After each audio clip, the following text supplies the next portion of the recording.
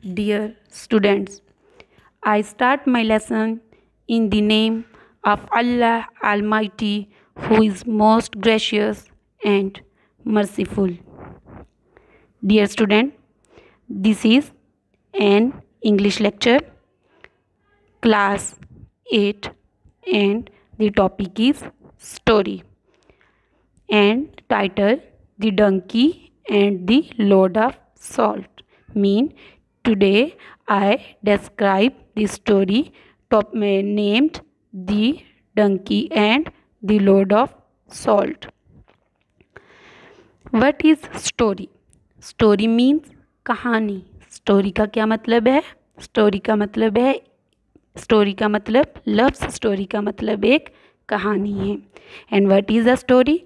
Story is a description of events and people that the speaker or writer has invented in order to entertain the people.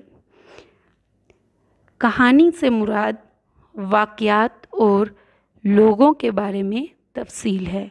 यानी कहानी में हम वाक़यात और लोगों के बारे में तफसील से पढ़ते हैं या फिर सुनते हैं.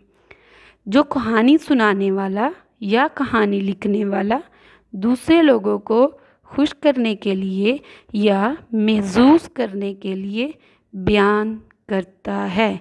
यानी कहानी जो है वो दूसरों को खुश करने के लिए, महसूस करने के लिए या फिर कोई मोरल लेसन, इखलाकी सबक देने के लिए या इंसान की इस्लाह करने के लिए बयान की जाती है. लेकिन कहानी में वाक़यात का एक तसलसल होता है जिसे कि हम कहते हैं एपिसोड्स होती हैं और लोगों के बारे में तफसील से बयान किया जाता है. Dear student, we know that everyone enjoy to listen stories. There are different types of description of stories. One of them is a fable. मतलब हर कोई कहानियाँ सुनना पसंद करता है. कुछ लोग हैं जो कहानियाँ सुनाना भी पसंद करते हैं और लिखना भी. इसलिए लेकिन एक चीज़ कॉमन है कि हर कोई कहानी सुनना पसंद करता है और उससे महसूस होता है. इस तरह कहानियों की जो डिस्क्रिप्शन यानी उनकी तफसील या इसकी लिखने का अंदाज़ भी मुख्तलिफ होते हैं. उन मुख्तलिफ अंदाज में एक कहानी है, उसे बोला जाता है fable. What is a fable? अब क्वेश्चन हमारे जहन में यही उठता है. A question arises in our mind that what is a fable. Fable क्या है? A fable is a story in which there are a lot of characters. Either these characters are imaginary, not realistic, but this kind of stories consist animals, birds, imaginary things, but this story gives a moral lesson. fable एक ऐसी कहानी होती है, fable एक ऐसी फर्जी कहानी होती है जिसमें परिंदों या जानवरों को शामिल किया जाता है किरदारों के तौर पर, लेकिन इसका इख्तिताम एक इखलाकी सबक पर होता है.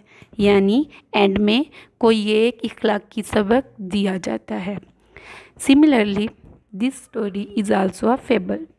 The donkey and the load of salt is also a fable. It conveys a very logical message that never play foul games with others. मतलब कभी भी चालें ना चलें या फिर धोखा ना दें. Let's start the story. The title is the donkey and the load of salt. गधा और नमक का बोझ. A salt merchant loaded his donkey with salt. नमक का एक ताजर अपने गधे पर नमक लादता है. He went to the market to sell it. वो इसे बेचने के लिए मंडी ले जाता है. There lay a stream on the way. रास्ते में एक नदी पड़ती है.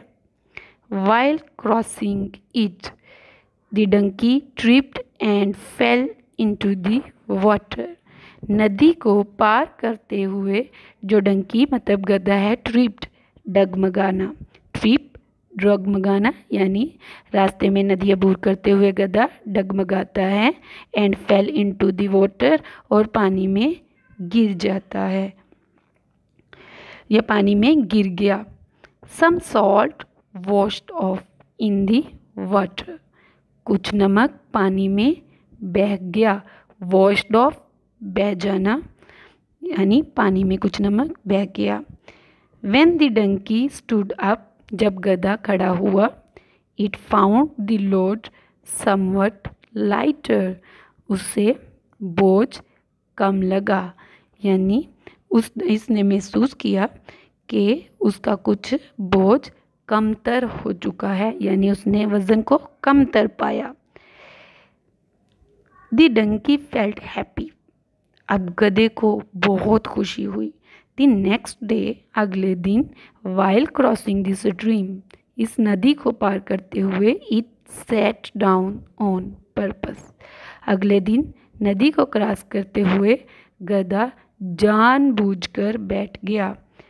sat down बैठ जाना, on purpose जानबूझकर या किसी मकसद की वजह से, तो वो जानबूझकर बैठ गया। पहले वो गिरा था, अब वो जानबूझकर बैठ गया। The result was not different from the previous one. He felt happy. नतीजा जो है वो पिछले नतीजे से मुख्तलिफ नहीं था। डिफरेंट मुख्तलिफ नहीं था पिछले नतीजे से, मतलब इस दफ़ा भी वो बोझ कम हो गया था। He felt happy. अब इसे बहुत खुशी हुई। The merchant saw through the trick of the donkey. Merchant ताजर साथरू समझ गया, यानी वो उसको जान गया। द ट्रिक का मतलब चाल को, ऑफ द डंकी। अब ताजर गधे की चाल को समझ गया, जान गया। द नेक्स्ट डे, अगले दिन, he loaded the donkey with a huge bale of cotton, अगले दिन उसने गधे पर एक रुई की बहुत बड़ी गांठ लाद दी। लोडेड लादना, a huge bale of cotton, huge bale गांठ, कॉटन रुई की, यानी उसने गधे पे एक बहुत बड़ी रुई की गांठ लाद दी।